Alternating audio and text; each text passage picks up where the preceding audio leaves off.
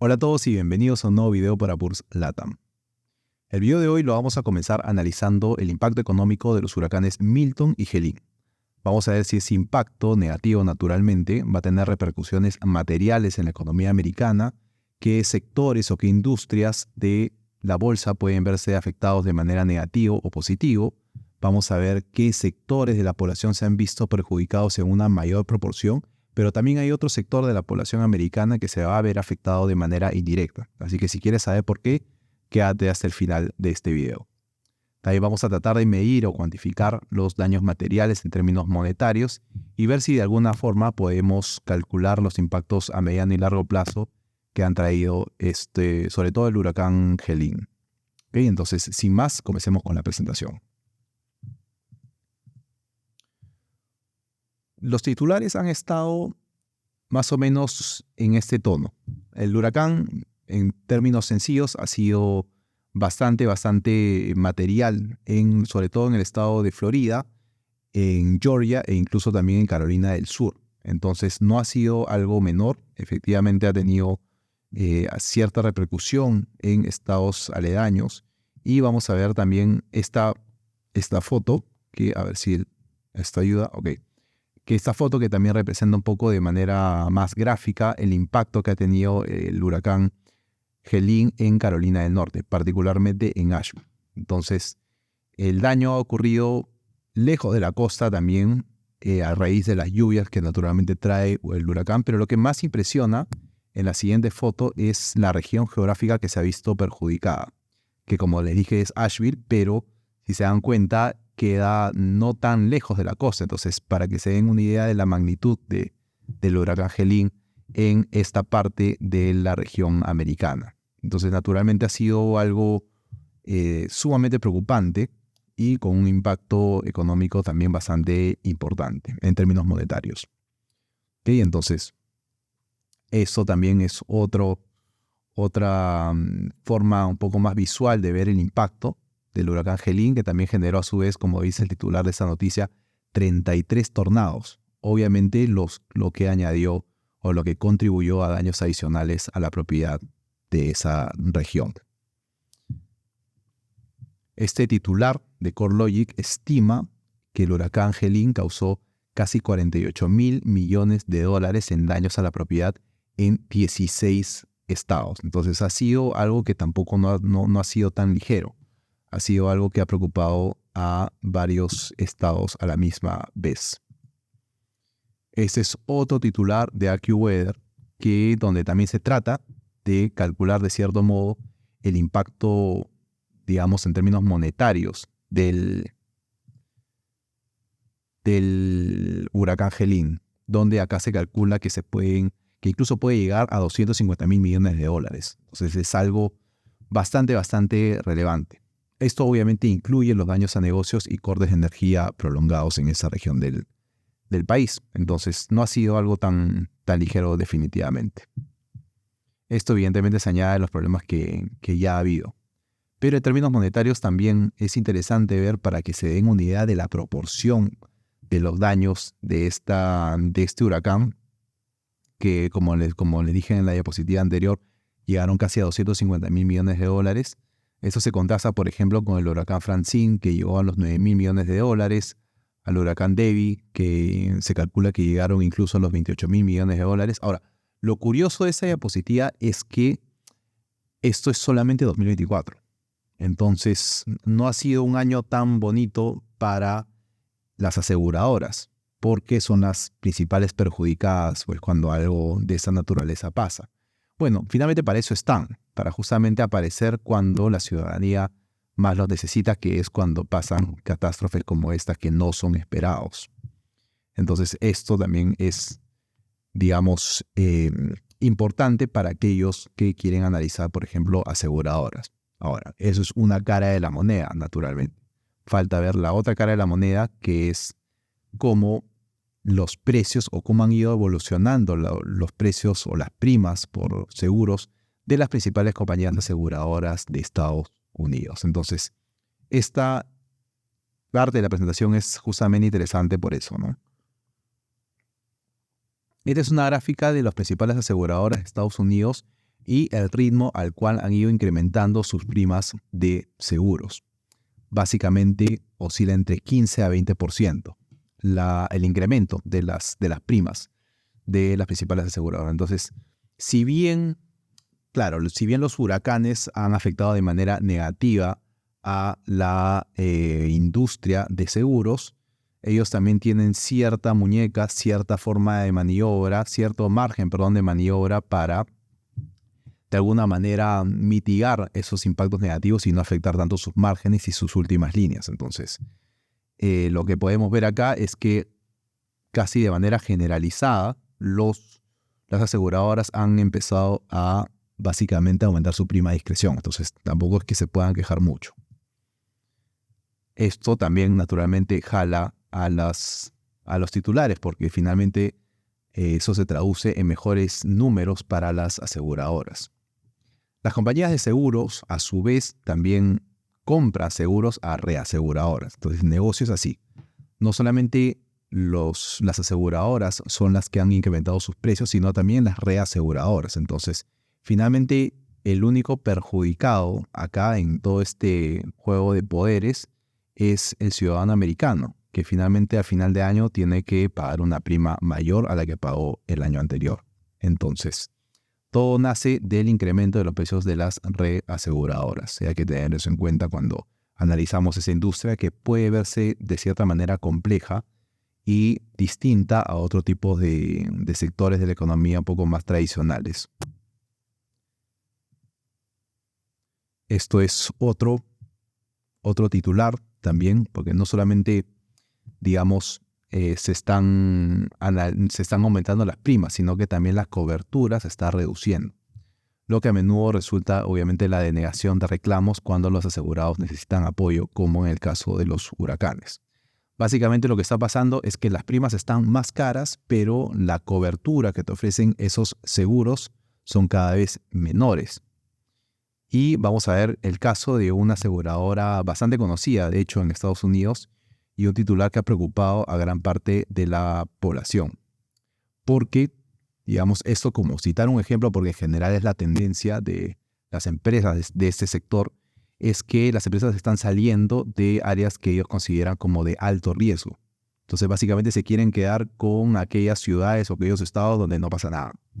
Y finalmente eso lo hacen para proteger sus márgenes y evitar pues de que tengan que pagar unas grandes cantidades cuando ese tipo de sucesos pasan, porque pasan de manera inevitable por diferentes temas que ya escapan al manejo de cualquier persona o cualquier institución. Entonces básicamente se están retirando de las plazas donde consideran que hay mayor riesgo para sus negocios. Y eso pues, finalmente termina perjudicando al ciudadano americano porque tiene menos opciones y, como saben, economía simple es simplemente ante una menor oferta los precios tienden a subir, aún más de lo que ya han subido. Entonces el principal perjudicado acá es el ciudadano. Y no solamente el ciudadano de Florida o el ciudadano de las regiones que hemos visto que se han visto afectadas, sino también al resto de ciudadanos americanos, porque la tabla que vimos anteriormente, que es esta, abarca todo Estados Unidos. Entonces, a raíz de la inflación y con la excusa de la inflación, las aseguradoras fueron incrementando paulatinamente sus primas y ahora que, digamos, un poco se ha controlado o se ha tratado de controlar la inflación americana a rangos que probablemente podrían ser un poco más manejables y eso evidentemente se tradujo en la reciente reducción de tasas, que fue un buen argumento justamente para hacer eso. Las aseguradoras han seguido aumentando sus primas y eso evidentemente ha de alguna forma blindado sus márgenes y sus estados financieros. Efectivamente, las aseguradoras han tenido buenos resultados en bolsa y la tendencia es a que lo sigan haciendo, sobre todo si tienen prácticas tan irresponsables como esta de retirarse, donde ven que hay mayor riesgo para su negocio. Pero no los culpamos porque obviamente es parte de su negocio velar por el interés del accionista y parte de la estrategia es simplemente quedarte con las regiones geográficas que más beneficios te dan, naturalmente. Entonces, esto es un poco el resumen de lo que ha pasado en los últimos días Y lo que preocupa es que también en la perspectiva a largo plazo es que los desastres naturales sigan naturalmente. A raíz del cambio climático, etcétera, todos sabemos que esto efectivamente, ya viéndolo a una perspectiva de mediano a largo plazo, no se ve o no se espera que este tipo de fenómenos paren. Todo lo contrario, podrían hacerse incluso más continuos. Esperemos que no, espero equivocarme, pero de ser así, los principales perjudicados evidentemente van a ser los ciudadanos, que van a tener que reajustar sus ya ajustados presupuestos para tratar de alguna forma pagar esas primas que no paran o que no han parado de crecer hasta ahora, ¿no? Entonces es un poco el resumen de lo que ha pasado. Nuevamente, el principal perjudicado siempre va a ser el consumidor final de este juego de poder entre las aseguradoras y las reaseguradoras. Entonces, dicho esto, la presentación termina ahí, pero como saben, siempre después de cada video, de cada parte introductoria del video, terminamos analizando alguna empresa que pueda ser de su interés. Más que todo para que puedan aprender cómo analizar una empresa desde el punto de vista de sus fundamentos, es decir, del value investing, y puedan aplicar estas mismas metodologías para sus futuras decisiones de inversión. Entonces, yo uso, como ya les dije en un video anterior, yo uso esta página que se llama Ticker, que a mi parecer es muy buena, muy intuitiva, muy amigable para el usuario para analizar alguna empresa, pero igual hay algunas páginas, digamos, gratuitas para hacer lo mismo que vamos a hacer a continuación, ¿no? Entonces, una de las acciones que quizás ha sonado últimamente, y por últimamente me refiero a los últimos años, son las acciones de Meta, que han ido bastante bien en bolsa. Para las personas que tengan esto, en verdad, seguramente saben de lo que estoy hablando. Para los que no, vamos a ver si esto es alguna o puede representar alguna oportunidad interesante de inversión o no. Entonces, básicamente, los puntos claves de analizar una acción es principalmente ver si estamos hablando de un mega cap, de un mid cap, de un small cap. En este caso, evidentemente, Meta es una de las 7 magníficas y capitaliza a casi 1.5 trillón de dólares. Entonces, es una empresa bastante grande y relevante de la economía americana. Y lo que más llama la atención, evidentemente, es su rendimiento en bolsa, que es de casi el 70% en lo que va del año. Visto a un año, es de 83%. O sea, si hubieran invertido hace exactamente un año, tendrían bastante rentabilidad sobre la mesa. Y bueno, y esperemos que la tendencia siga así. A 3 años vista, la acción ha rendido cerca de un 22% de manera anualizada. Eso quiere decir más de, una cantidad, digamos, una cifra relevante. Pero lo más interesante es a 10 años, que ha rendido cerca de un 23% de manera anualizada. Entonces es aplastante la forma en que Meta ha podido subir en bolsa. Es bastante interesante ver cómo empresas tan grandes pueden seguir creciendo a estos ritmos y es realmente impresionante, por decirlo menos. Ahora, ese 23% que acabo de decir, que como lo repito, es de manera anualizada, significa casi multiplicar tu dinero por 7 veces.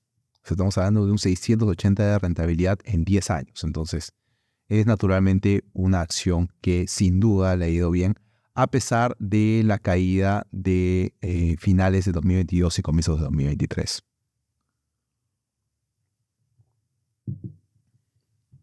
Una variable o un indicador, o mejor dicho, un ratio, que a mí me gusta ver en general cuando evalúo cualquier tipo de acciones, es el ratio precio-beneficios. Y seguramente lo habrán escuchado, espero que sí.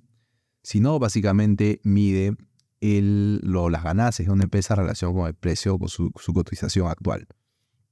Entonces, si lo vemos a 5 años vista, el PER de Facebook o de Meta, mejor dicho, que es el parent company o la holding, ha sido de 22 veces beneficios. O sea, el mercado en promedio ha pagado 22.4 veces beneficios en un lapso de 5 años. Esto, si lo comparamos ahora, que cotiza más o menos a 26, 27 veces beneficios, podría decirte que podría sugerir que está, digamos, caro en relación a su valorización histórica. Si lo vemos a 10 años, toma un poco más de sentido, está más o menos cotizando su promedio, pero también hay que considerar que en años anteriores el mercado ha muchas veces sobrepagado por acciones tecnológicas, sobre todo en años de pandemia, donde la cotización ha llegado a más o menos, no, si lo tenemos que verlo a 5 años, claro, ha llegado a 34 veces beneficios. O sea, el mercado ha llegado a pagar 34 veces beneficios, obviamente de manera justa por una super compañía, y eso evidentemente habla muy bien de las perspectivas a futuro de la empresa.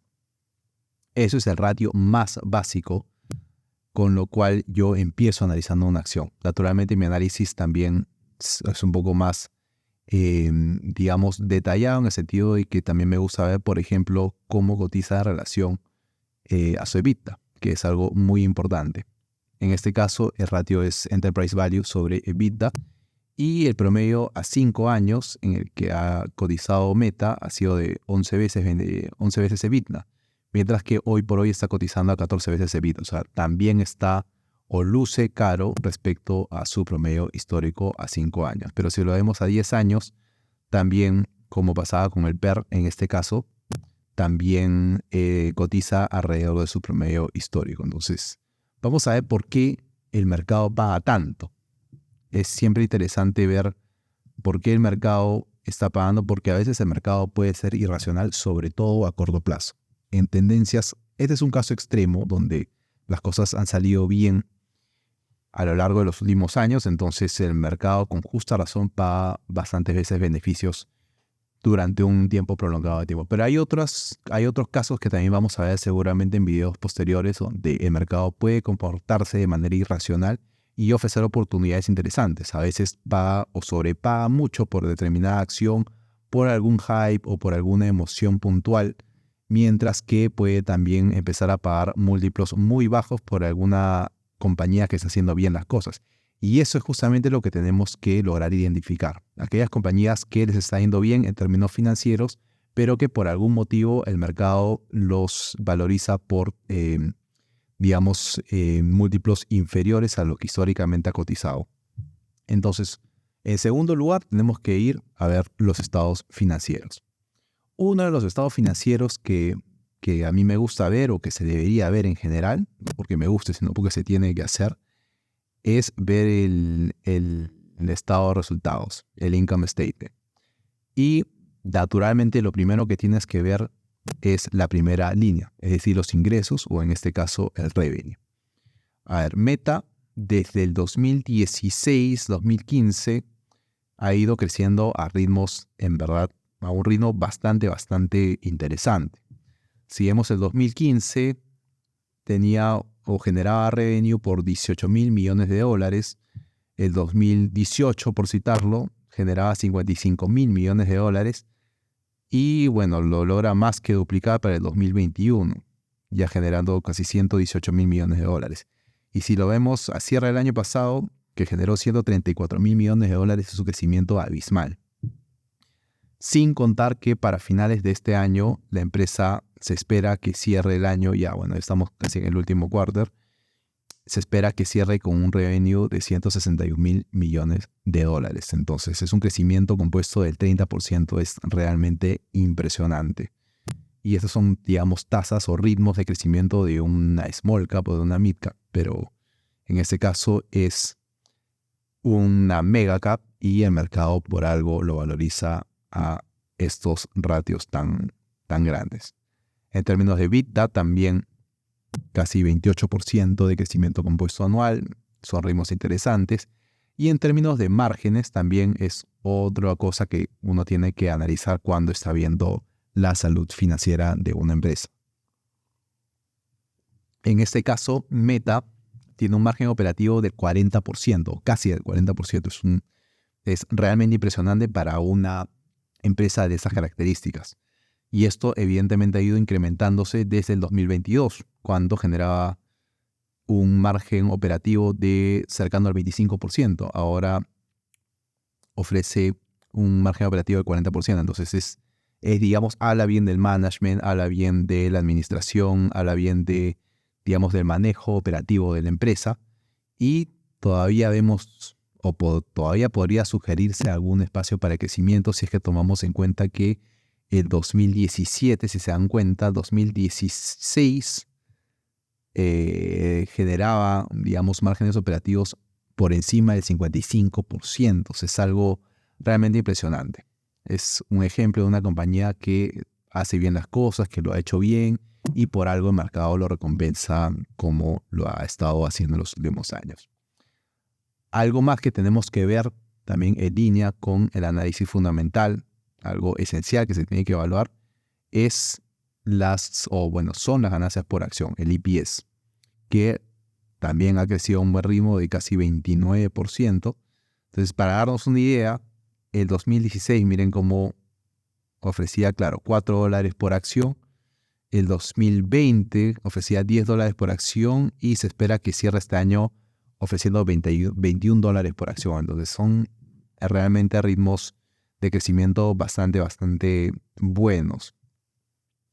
Otra cosa que también, acá hay todo tipo de información, evidentemente un análisis debería hacerse tomando en cuenta mucho más variables. Estos simplemente son los que yo veo en un inicio para darme cuenta de la salud financiera de una empresa.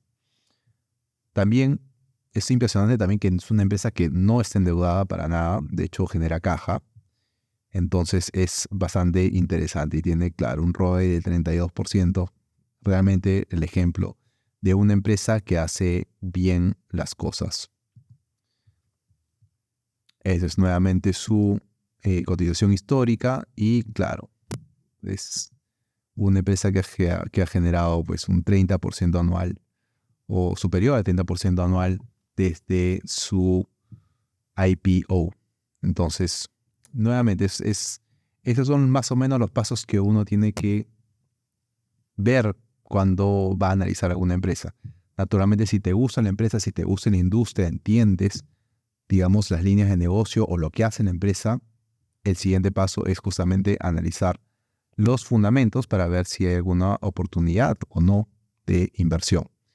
En este caso, vemos este gráfico es impresionante porque casi de manera vertical ha crecido en los últimos años, ¿no? Pero si lo vemos a 10 años nuevamente, está un poco cotizando al promedio del mercado en términos de Enterprise Value EBITDA y en términos también de su ganancia por acción. Entonces, una empresa interesante.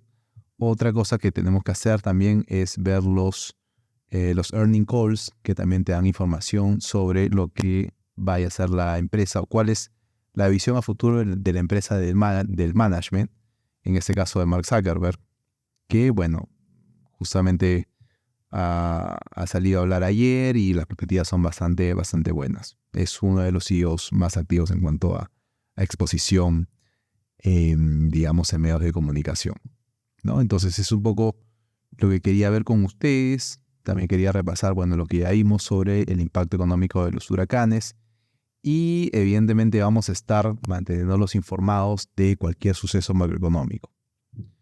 Eso va a ser todo por hoy.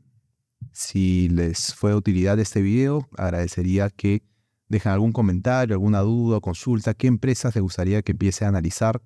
La Bolsa de Valores ofrece miles de empresas en general, no solamente en Estados Unidos, sino también en Europa. También vamos a ver quizás alguna empresa en Hong Kong, que hay bastantes oportunidades de inversión ahí también, sobre todo con esta inyección en los mercados asiáticos de inyección de liquidez, me refiero. Hay también oportunidades en los mercados latinoamericanos. A medida que la tasa baja, si llega a bajar, se pueden formar también algunas oportunidades interesantes en el mercado latinoamericano. Hay algunos sectores, algunas industrias que también se ven de alguna forma afectados por los precios de los commodities, por ejemplo, el petróleo, con todo esto, el tema de Israel y los países árabes. Entonces hay bastante información que poco a poco iremos desmenuzando.